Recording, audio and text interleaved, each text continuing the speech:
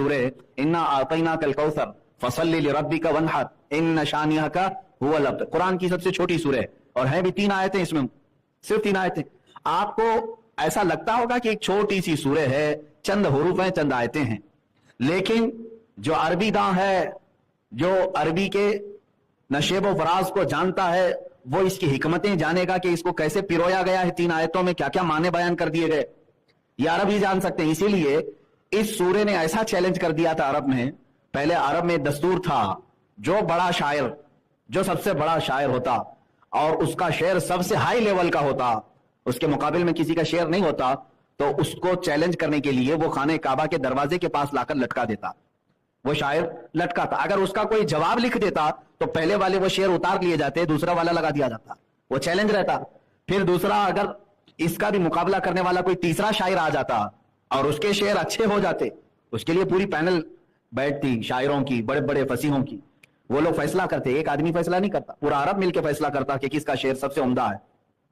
फिर वो उतार दिया जाता, ये चलता रहता था, खाने काबा के पास लटकाए जाते थे।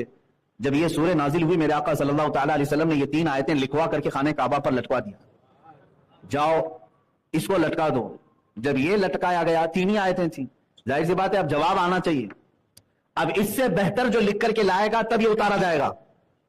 तो सारे शायर आए और उनसे बन नहीं सका कि इतनी छोटी एक 3 आयतों में समंदर को पिरो दिया जाए, इतने बड़े माने उसके अंदर रख दिए जाएं। इसीलिए मैं कह रहा हूं मेरे अजीजों, आप तो गौर व फिक्र करते नहीं कुरान में, तो समझ में कहां से आएगा कि अरबी की बलागत क्या होती है, फसाहत क्या होती है, अरबी के अंदर बारीकियां क्या होती हैं, ये अरबी पढ़ने वाला समझ जाएगा। तो बहुत शायरों ने देखा मुकाबला करने की, आखिर में बहुत बड़े शायर को बुलाया, सारे लोगों ने मिलकर के इसका जवाब लिखो।